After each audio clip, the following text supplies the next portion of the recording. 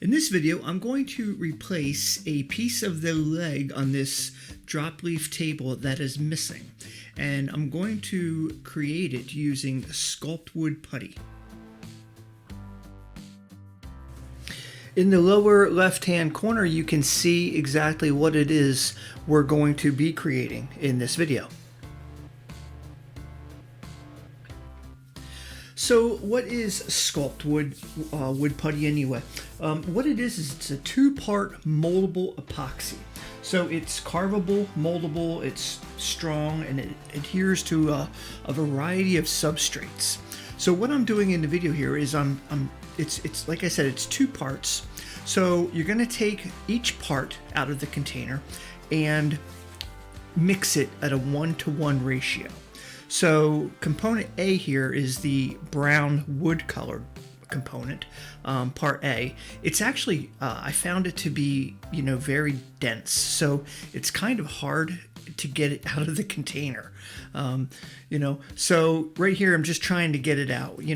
This is the first time that I have ever used this product. So this was kind of a learning experience. So, we're going through this and learning this together.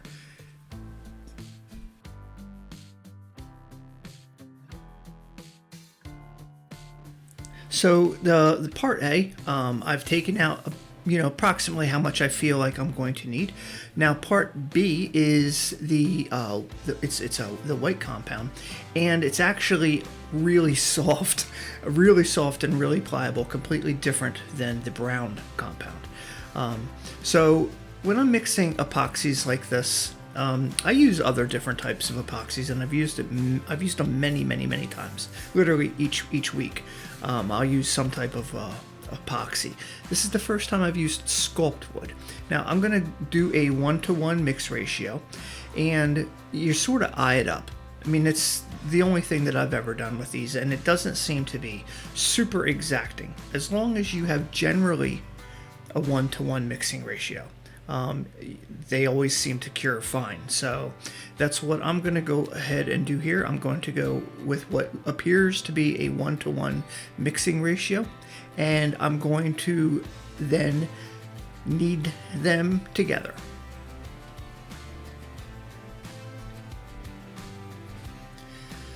So I'm going to knead these two pieces together, and I'm going to mix them, knead them together until I get a uniform color.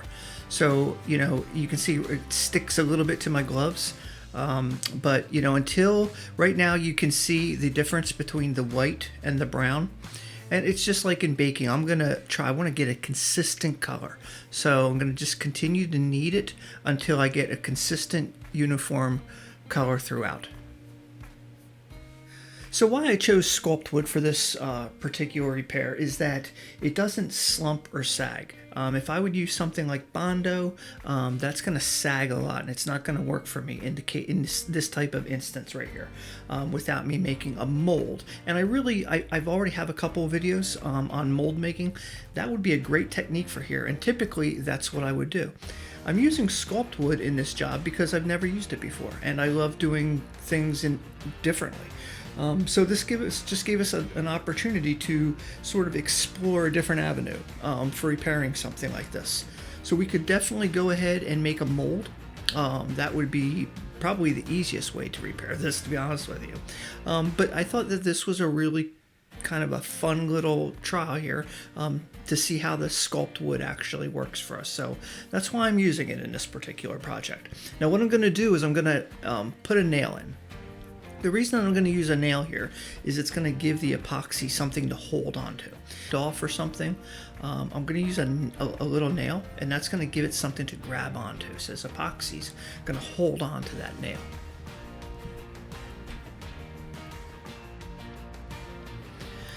Okay, so in order to form this, I'm just going to, I put my Sculptwood epoxy in place, and I'm just going to now use my fingers, and I'll use a little stick here in a little bit, and I'm just going to use the other block, the existing block on the other side, on the other leg, and I'm going to use that as my visual example. So I'm going to look at that, and I'm going to start to mold it with my fingers and my hands, and I'm going to mold it into the shape that I want it to be. Pretty much that simple. just going to mold it in place. It's very easy to work with. I actually love this epoxy. It's so simple to work with, and it really molds nicely. It holds its shape. It doesn't sag at all, like basically just like they claim. And you can mold it into any form that you want. Pretty amazing.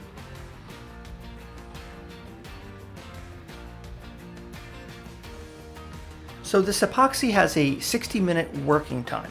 So once you have 60 minutes to basically knead it and mold it into place, then 5 to 7 hours in order to be able to sand it. What I'm doing here is I'm using a file, and I'm going to use a file and a rasp in order to fine tune my shape. I got it, generally the shape that I wanted, with the knowledge that I would then come back and do some filing and some sanding to fine tune my shape. So I'm using a rasp right here, and then I'm going to go and I'm going to use some sandpaper. Now this is a coarse piece of sandpaper that I actually took off of my my belt sander. I used that, and then I followed that up with a piece of 120 grit, and I'm doing a little bit of more of a fine-tuned sanding now, and I'm really getting the shape that I want.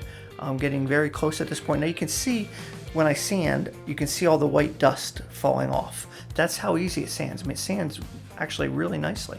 I'm going to do a strength test now that I'm done, just to test it to see whether it really adhered or not. It did. It's pretty remarkable. So I'm all done with this piece now as far as just making the piece, the part goes. It's completed, and I'd have to say that I'm pretty happy with it. It's not as perfect as it would have been if I would have made a mold, but I think it's wonderful. I think it's great, and I love this product. It's definitely a product that I could see a lot of uses for in the wood repair, furniture restoration, refinishing workshop. Lots of uses for this product, so I would definitely add it to your arsenal.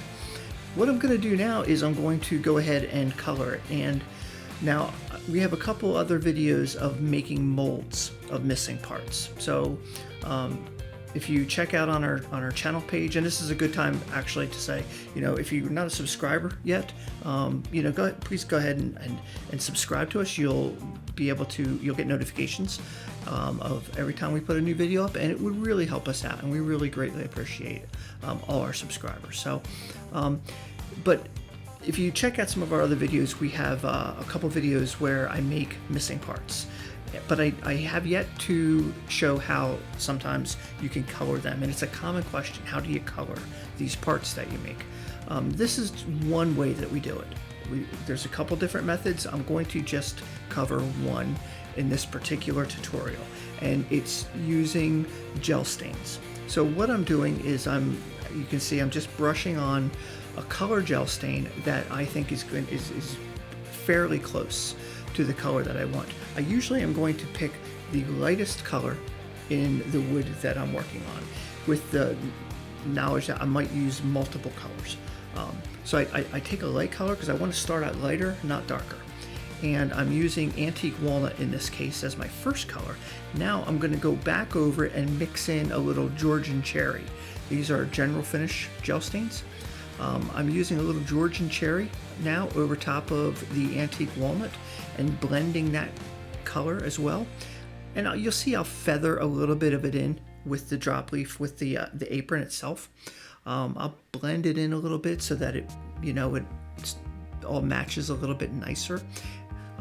But I'm using some Georgian cherry, and I'm just going to brush it on and give it little grain strokes, little brush strokes, so it looks a little bit more believable.